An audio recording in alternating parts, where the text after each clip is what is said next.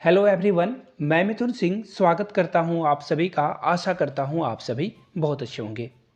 First question आपके सामने ये रहा, 1911 में क्या हुआ था। चार घटनाएं आपके सामने ऑप्शन में दिख रही होगी। आपको बताना 1911 में क्या हुआ था। तो देखिए, इसे समझ लीजिए आप। सबसे पहले जॉर्ज पंचम जो थे, जॉर्ज पंचम नाम याद रखिएगा। जॉर्ज पंचम और इनकी जो महारानी थी मैरी, ये कहाँ आई थी? ये आई थी इंडिया। और इंडिया आने के सम्मान में, महारानी के सम्मान में जो है दिल्ली दरबार का आयोजन किया गया था। किसका आयोजन किया गया था? दिल्ली दरबार का। ये भी क्वेश्चन जो है बहुत बार पूछा जा चुका है, तो इसलिए इन चीज़ों को भी याद रखिएगा। और इसी दिल्ली दरबार में 1 अप्रैल को, याद रखिएगा, 1 अप्रैल को, 1 अप्रैल 1911 को जो है दिल्ली को भारत की नई राजधानी घोषित कर दी गई थी। और कहाँ से घोषित की गई थी ये भी क्वेश्चन पूछा जाता है, याद रखिएगा, कोलकाता से। उस समय कलकत्ता हुआ करता था, अब ये कोलकाता है। ठीक है, चलिए आगे बढ़ते हैं। यानी कि आपका राइट आंसर क्या हो जाएगा? Option number 2।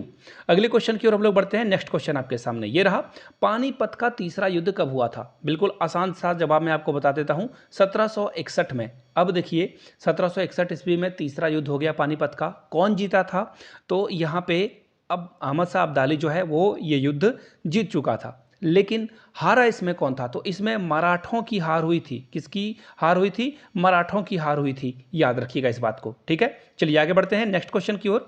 भारत जो है किस दिन गणराज्य घोषित हो गया? तो देखिए, भारत जो है 15 अगस्त को गणराज्य घोषित नहीं हुआ था। इस दिन इसे स्वतंत्रता प्राप्त हुई थी। गणराज्य होने का मतलब है आपके पास एक संविधान है, नीति नियम कानून है आपके देश में। तो गणराज्य जो है भारत 26 जनवरी 1950 को घोषित हो गया था। 4 इसका राइट आंसर है। लेकिन एक और बात आपको याद रखना है, हम लोगों ने जो है 26 नवंबर 1949 को ही संविधान को अंगीकार कर लिया था, लेकिन इसकी फाइनल घोषणा 26 जनवरी 1950 को हुई थी। इन चीज़ों को ध्यान रखिएगा, क्वेश्चन बहुत बार इस तरह के पूछे जाते हैं। चौथे क्वेश्चन की ओर बढ़ें उससे पहले आप लोगों से मैं 3 प्रश्न पूछना चाहूँगा। नीचे कमेंट करके इसका सारे लोग जवाब दीजिएगा। आपको बताना है चीन की राजधानी का नाम। देखिए, करंट अफेयर्स भी मैं आप लोगों को कराऊंगा। अगर आपको करंट अफेयर्स चाहिए तो नीचे कमेंट करके करंट अफेयर्स जरूर लिखिएगा। पहला सवाल है चीन की राजधानी का नाम आपको बताना है। दूसरा सवाल, नेपाल की राजधानी का नाम आपको बताना है। ठीक है।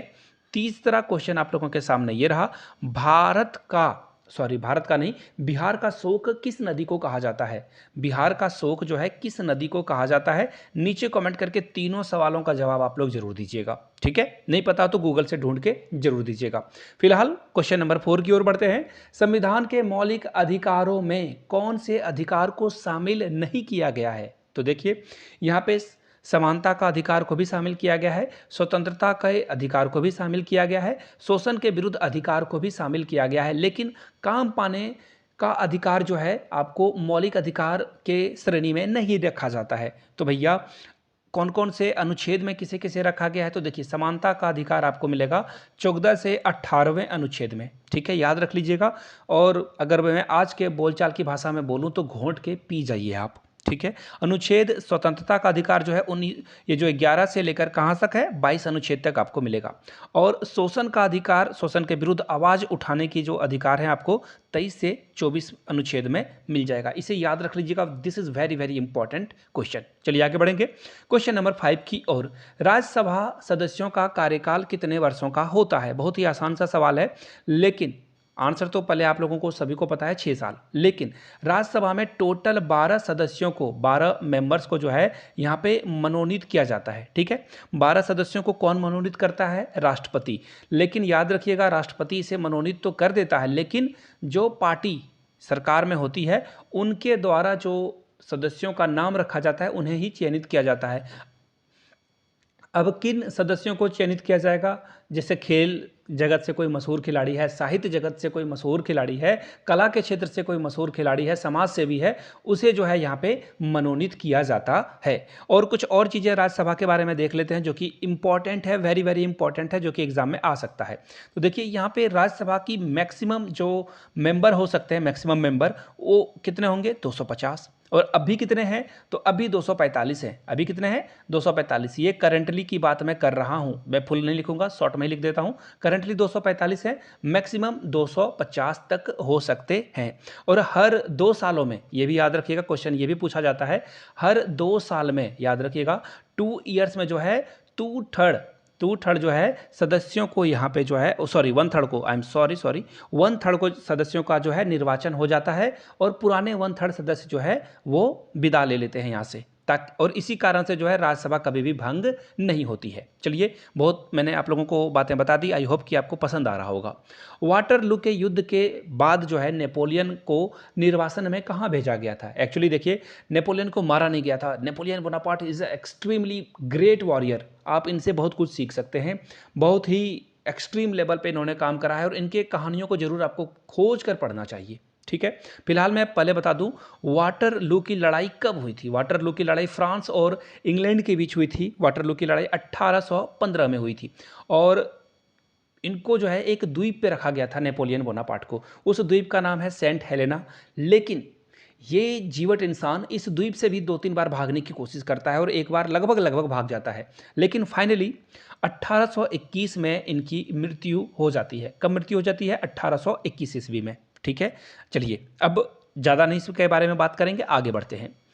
कौन सा मुगल शासक सर्वाधिक धर्मनिरपेक्ष दृष्टिकोण रखता था? धर्मनिरपेक्ष यानी कि सेकुलर विचारधारा का था, हर धर्म को जो है समान नज़र से देखने की कोशिश एटलीस्ट करता था कि नहीं, ये तो समय के गर्भ में छिप गया है, जिसे निकाल पाना आज के टाइम में मुश्किल है। उस समय सोशल मीडिया नहीं थी, अदरवाइज जो है चीज़ें और ट्रांसपेरेंट हो सकती थी। खैर, कौन सा वो मुगल शासक था? तो इसका राइट आंसर है अकबर। अकबर ने दीन ए इलाही धर्म का भी जो है नींव रखी थी। दीन ए इलाही धर्म, जहाँ पे सारे लोगों के लिए सद्भावना वाली बातें यहाँ पे की जाती थी। और बहुत सारे गानों में आपने इलाही के बारे में सुना होगा, बहुत सारे गाने। अगर कोई याद आ रहा हो तो नीचे कमेंट करके बता देना। खैर, जोक्स पार्ट, आगे बढ़ते हैं। दिल्ली में लाल किले का निर्माण किसके द्वारा कराया गया था? तो देखिए, अकबर ने नहीं कराया था, औरंगजेब ने भी नहीं कराया था, बहादुर शाह जफर ने भी नहीं कराया था, लेकिन कराया था किसने भैया? शाहजहां ने। और शाहजहां ने जो है लाल किले का निर्माण कराया। ताजमहल का भी निर्माण जो है किसके द्वारा कराया गया है? आपको पता ही है, ताजमहल कहाँ पे है? आगरा में स्थित है, जो शाहजहां के द्वारा निर्माण में लाया गया था। किसके याद में? अपनी पत्नी या फिर अपनी बेगम मुमताज़ महल के जो है उनको उन्होंने शपथ, एक्चुअली जो है प्रोमिसेस कर दी थी कि मैं आपके लिए जो है एक मकबरा बनाऊंगा। महारानी विक्टोरिया उस समय ब्रिटेन की शासक थी जब, देखिए ये कब हुआ था आप लोगों को पता है? 1857 में, जब सैनिक विद्रोह इंडिया में हो गया था और भारतीय स्वतंत्रता संग्राम का जो प्रथम संग्राम इसे कहा जाता है, तो बहुत सारे लोग मारे गए, सेना भी विफल हो गई थी, बहुत लोग भी जो है ब्रिटिश सरकार के खिलाफ जो है हो गए थे। तो ऐसे में जो ईस्ट इंडिया कंपनी थी उसकी बागडोर जो है विक्टोरिया के हाथों में आ गई थी। तो ये कब आया था, ये आपको बताना है।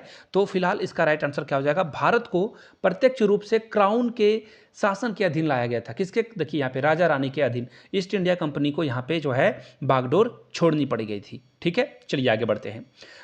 मुस्लिम लीग ने भारत के विभाजन की मांग सबसे पहले कब की थी? ये क्वेश्चन है, बहुत ही लाजवाब क्वेश्चन है। ये किया गया था, देखिए सबसे पहले मैं आपको बता दूं, 1940 ईस्वी में। कब किया गया था? 1940 में। अब देखिए किस अधिवेशन में, ये भी सवाल पूछा जाता है और इस बार तो 5-5 ऑप्शन है ना, तो याद रखिएगा ये किया गया था लाहौर अधिवेशन में। कब किया गया था? लाहौर अधिवेशन में। बाय द वे, आपने 10 क्वेश्चन देख लिया और अगर मेरे पढ़ाने के तरीके से आपको संतुष्टि मिल रही है तो एक लाइक का बटन जरूर दबा दें और अपने किसी 2-3 दोस्तों तक इस वीडियो को शेयर कर दें जो बीपीएससी की तैयारी कर रहे हैं। बाय द वे, अगर आपको ईवीएस की क्लासेस चाहिए तो ईवीएस पे जो है, ईवीएस आप कमेंट में लिखोगे और टॉप 100 उसी में लिख देना, तो टॉप 100 क्वेश्चन ईवीएस की एक वीडियो कल डल जाएगी, ऐसा मैं प्रॉमिस करता हूं। संडे है, आई विल वर्क हार्ड। चलिए आगे बढ़ते हैं। अगला क्वेश्चन देखिए, भारत का राष्ट्रीय फूल, देखिए के यहाँ पे लिखा गया but sorry for that. Bharat का राष्ट्रीय फूल क्या है? अब बोलोगे भैया इतने आसान क्वेश्चन तो नहीं आते एग्जाम में। बिल्कुल सही है, भारत का राष्ट्रीय फूल कमल है, लेकिन कैच यहाँ पे है दोस्तों, अब आपसे ये पूछ लिया जाए कि भारत का राष्ट्रीय फूल इसे कब घोषित किया गया, तो आप जो है थोड़ी से परेशानी में पड़ोगे। खैर कोई नहीं, हम हैं 24 जनवरी 1950 को। कब? 24 जनवरी 1950 को राष्ट्रीय फूल का जो है इसकी घोषणा की गई थी भारत सरकार के द्वारा। चलिए आगे बढ़ते हैं। कथकली किस प्रदेश की नृत्य नाटिका है? यानी कि कथकली जो है किस राज्य में जो है ये नृत्य बहुत प्रसिद्ध है, यहाँ के लोगों के द्वारा ये डांस किया जाता है? तो ये केरल का डांस फॉर्म है। कहाँ का है? केरल का डांस फॉर्म है, याद रखिएगा। कहाँ का? केरल का ये डांस फॉर्म है। अब आप लोगों के लिए होमवर्क है, आंध्र प्रदेश, कर्नाटका, तमिलनाडु की लोक नृत्य क्या है? नीचे कमेंट करके राज्य का नाम लिख दीजिए, बगल में नृत्य का भी नाम आप लिख दोगे। चलिए आगे बढ़ते हैं। देश का सबसे बड़ा बंदरगाह कौन है? बहुत ही आसान सा सवाल है, मुंबई है। ठीक है भैया, लेकिन कांडला कहाँ का बंदरगाह है? मद्रास कहाँ का है? तमिलनाडु का। कहाँ है? तमिलनाडु का। विशाखापट्टनम के बारे में याद रखिएगा, देश का सबसे गहरा बंदरगाह कहाँ है? विशाखापट्टनम में। ठीक है, और कांडला जो है वो गुजरात में है। कहाँ पे है भैया? गुजरात में। ठीक है, भैया भी और बहना भी, जेंडर जो है बायसनेस नहीं रखनी है, सभी भाई बहन सभी बराबर बराबर। ठीक है, चलिए आगे बढ़ते हैं।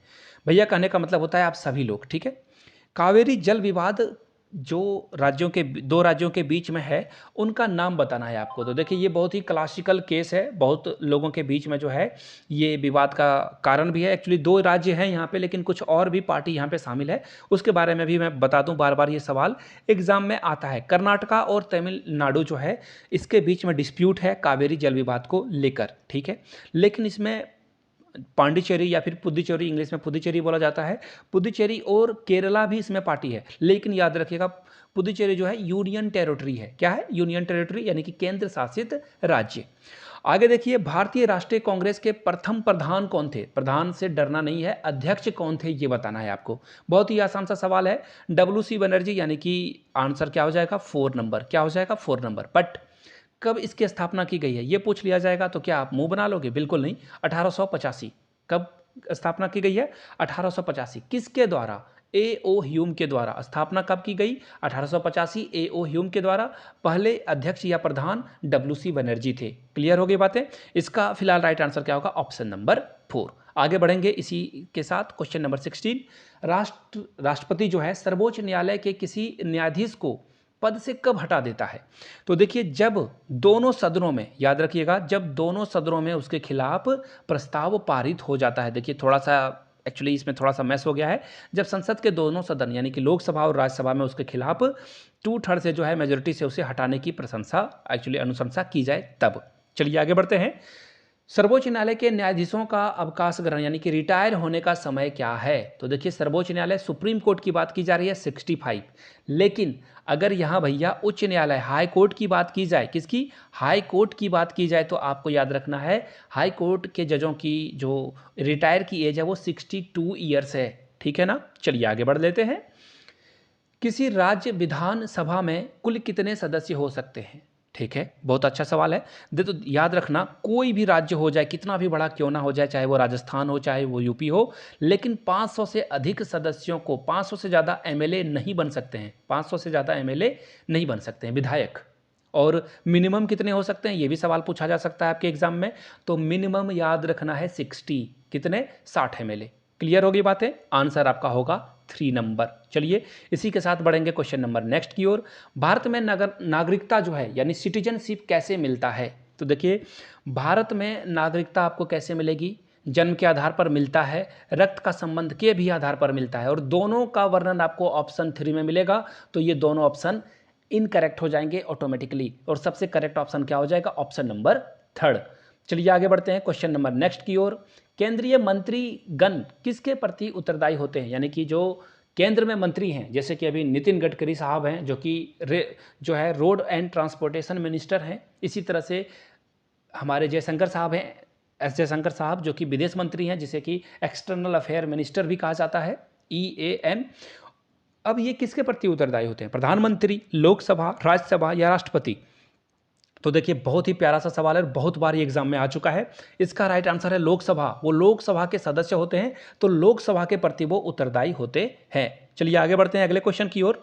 भारत के प्रधानमंत्री के रूप में नियुक्ति के समय, देखिए जब इनको नियुक्त किया गया था तो राज्यसभा के सदस्य थे।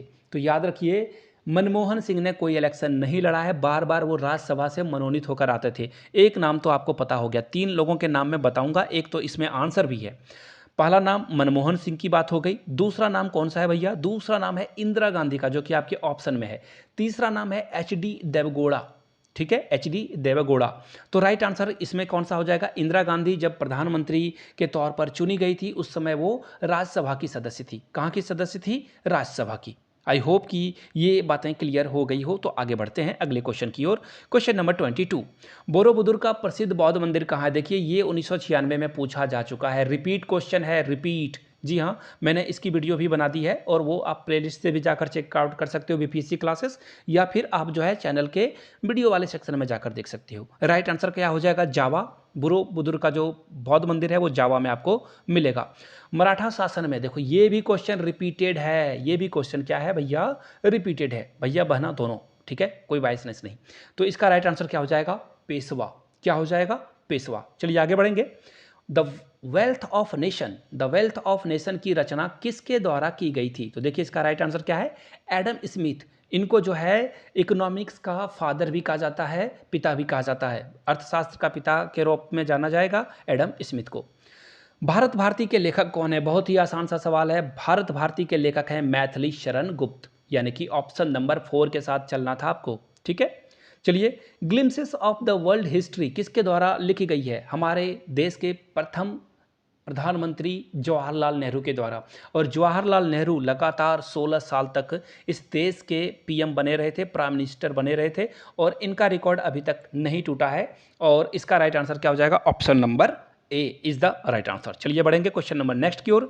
हिंदी व्यू ऑफ लाइफ के लेखक कौन है? तो देखिए हमारे देश के प्रथम उपराष्ट्रपति S राधाकृष्णन के द्वारा ये किताब लिखी गई, हिंदी व्यू ऑफ लाइफ। देखिए अगर जितने भी हमारे देश के राष्ट्रपति, उपराष्ट्रपति और जो स्वतंत्रता सेनानी थे, जिन पुरखों की मौत की वजह से, जिन्होंने अपने प्राण जो है हंसते हंसते दे दी हमारी आज़ादी के लिए, उनके ऊपर एक बुक चाहिए होगी। बुक उनके द्वारा जो लिखी गई है वो सारी बुक एक ही वीडियो में ले दूंगा, मैं लिख दूंगा, एक्चुअली बना दूंगा।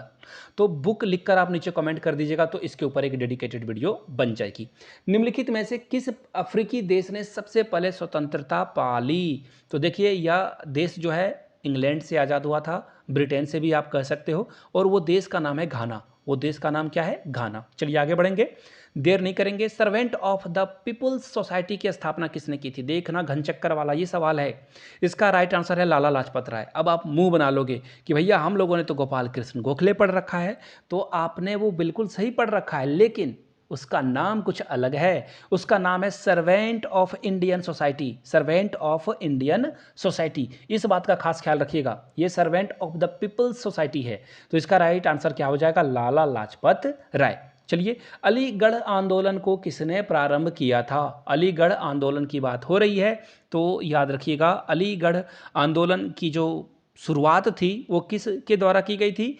सर सैयद अहमद खां के द्वारा, यानी कि option 3 is the right answer. चलिए क्वेश्चन नंबर 31 की ओर बढ़ेंगे। अजमेर में किस सूफी संत की दरगाह है? दरगाह की बात की जा रही है तो मोइनुद्दीन चिश्ती, ये राजस्थान में पड़ता है। अजमेर जो है राजस्थान में, आपको भली भांति पता है। चलिए आगे बढ़ते हैं। कुंभ मेला कहाँ नहीं लगता है? तो देखिए कुंभ मेला कहाँ कहाँ लगता है वो जान लो आप। नासिक में लगता है, हरिद्वार में लगता है, इलाहाबाद में लगता है। एक और जगह है जिसका नाम यहाँ पे आउट कर दिया गया है, जो कि है क्या?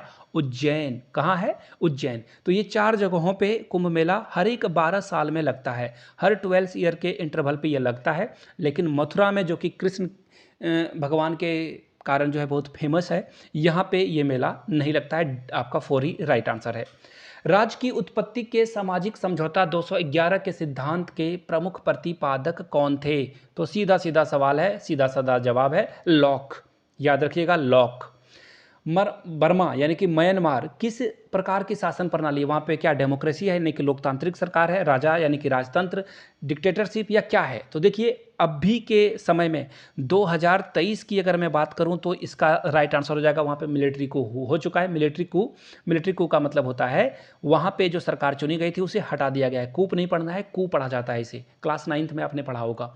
तो अब भी फिलहाल सैनिक शासन है, लेकिन 2016 में यहाँ पे 16 में जो है लोकतांत्रिक सरकार की स्थापना हो गई थी, लेकिन 2023 में फिर से सैनिक शासन यहाँ पे लगा दिया गया है, और पिछले 2-3 सालों से सैनिक शासन ही चल रहा है।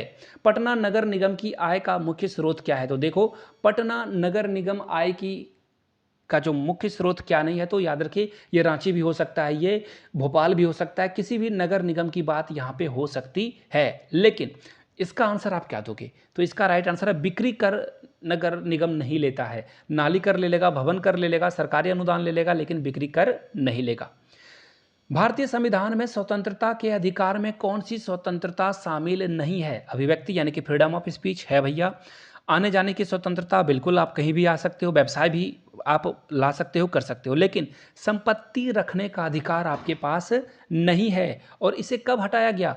संविधान के 44वें जो है संविधान के 44वें संशोधन के द्वारा इसे हटा दिया गया है। कब हटाया गया? 1978। बहुत बार ये रिपीटेड क्वेश्चन रहा है, बार बार ये सवाल एग्जाम में आया हुआ है। आगे बढ़ेंगे। विश्व का सबसे बड़ा महाद्वीप कौन सा है? बहुत ही आसान सवाल, एशिया है। कौन है? एशिया है। पृथ्वी का एकमात्र स्वाभाविक यानी कि नेचुरल उपग्रह कौन है? तो चंदा मामा, यानी कि राइट आंसर क्या हो जाएगा? ऑप्शन 2 चंद्रमा इज द राइट आंसर। लेकिन सूर्य क्या है? सूर्य जो है एक स्टार है। सूर्य क्या है? एक स्टार है, जिसे हम लोग क्या बोलते हैं? तारा बोलते हैं। क्या बोलते हैं? तारा। और सूरज जो है नज़दीक है, इसलिए आपको बड़ा बड़ा दिखाई पड़ता है, और अन्य तारे आपको दिखाई नहीं पड़ते हैं। कॉफ़ी का सबसे बड़ा उत्पादक देश ब्राज़ील। सीधा सीधा जवाब है। ठीक है, चलिए आगे बढ़ते हैं। सवारी के लिए प्रयोग में लाए जाने वाली मोटर कारों का मूल उत्पादक कौन है? मूल उत्पादक यानी कि सबसे पहले कहाँ शुरू हुआ था? यूएसए, अमेरिका, जिसे यूनाइटेड स्टेट ऑफ अमेरिका भी कहा जाता है। महाबलीपुरम के मंदिर, देखो रिपीटेड क्वेश्चन है, 1996 में भी इसे पूछा गया था। पल्लव कहाँ है? देख लो, ढूंढो ढूंढो, ये रहा। ऑप्शन 2 आपका करेक्ट आंसर हो जाएगा। चलिए आगे बढ़ेंगे। नीदरलैंड की मुद्रा को क्या कहते हैं? नीदरलैंड की मुद्रा, ये चारों ऑप्शन इनकरेक्ट है। नीदरलैंड जो है यूरोपियन संघ का जो है शामिल देश है, और यूरो इसकी मुद्रा का नाम है। ठीक है। विश्व जनसंख्या दिवस, बिल्कुल आसान तरीका याद रखने का, 1 और 1 मिलेंगे तो 11 बच्चे पैदा कर देंगे। ट्रिक है, बुरे तौर पे इसे मत लेना। 11 जुलाई इसका राइट आंसर है। 1 और 1 11, जनसंख्या बढ़ने की बात हो रही है। 1 और 1 11। खगोलीय पिंड जो है, इस ज्ञान को क्या कहा जाता है? इसे कहा जाता है, देखो, ज्योतिष विज्ञान नहीं कहेंगे, खगोल विद्या नहीं कहेंगे, भौतिक ज्योतिषी नहीं कहेंगे, खगोल भौतिकी कहा जाता है। इसे क्या कहा जाता है? एस्ट्रोनॉमिकल फिजिक्स बोला जाता है। ठीक है। गीत सेठी का संबंध किससे है? पिछले बार भी ये एक्चुअली 96 का भी ये सवाल है, रिपीटेड क्वेश्चन है। तो देखिए, इसे कहा जाता है बिलियर्ड्स जो है गीत सेठी का जो है खेल है। किस खेल का आरंभ इंग्लैंड में हुआ था? कितना आसान सा सवाल है, क्रिकेट। ये भी रिपीटेड क्वेश्चन है। कोणार्क मंदिर, ये भी रिपीटेड क्वेश्चन है, बार बार पूछा जाता है। भगवान सूर्य का जो है मंदिर है, जिसे कोणार्क मंदिर कहा जाता है। संयुक्त राष्ट्र का महासचिव कौन है? करेंटली जो संयुक्त राष्ट्र के महासचिव हैं, जिनका नाम है एंटोनियो गुतेरेस। थोड़ा सा नाम लेने में अगर गलती हुई तो माफ़ी चाहता हूं इनको। और फिलहाल के बारे में इन चारों में से ये क्वेश्चन आएगा नहीं, ये करंट अफेयर्स का क्वेश्चन था। एंथनी गुतेरेस इनका नाम है अभी के। ब्रिटेन के प्रधानमंत्री कौन है? तो ब्रिटेन के जो करंट प्रधानमंत्री हैं, जिनका नाम है ऋषि सुनक। क्या है नाम है भैया? ऋषि सुनक। और ऋषि सुनक जो है इंडियन मूल के हैं, भारतीय मूल के ओरिजिन के ये हैं। हरगोविंद खुराना को नोबेल पुरस्कार किस क्षेत्र में प्रदान किया गया है? तो इसका राइट आंसर हो जाएगा जीव विज्ञान। क्या हो जाएगा? जीव विज्ञान। अब देखिए, अगर आपको 1993 के और भी पेपर को देखना है तो नीचे कमेंट करके 1993 जरूर लिखिएगा, और जो बचे हुए 50 प्रश्न हैं, इसका जवाब जो है आपको अगले वीडियो में मिल जाएगा। वीडियो जैसा भी लगा हो, प्लीज़ फीडबैक नीचे कमेंट सेक्शन में ज़रूर दें। अपने दोस्तों, रिश्तेदारों, सहेलियों तक इस वीडियो को पहुंचाएं। ज़्यादा से ज़्यादा शेयर करें, लाइक कर दें, और कमेंट करके 1993 जरूर लिखें। चलिए, वीडियो को आपने यहाँ तक देखा, इतना प्यार दिया, इसके लिए आप सभी का बहुत बहुत शुक्रिया। एग्ज़ाम के लिए आप सभी को वेरी ऑल द बेस्ट है। एग्ज़ाम में अच्छा करें और बहुत आगे तक बढ़ें, और बिहार में या फिर कहीं भी किसी भी राज्य में आप जॉब कर रहे हो या केंद्र में जॉब कर रहे हो, देश को आगे बढ़ाने का काम करें। Thank you so much.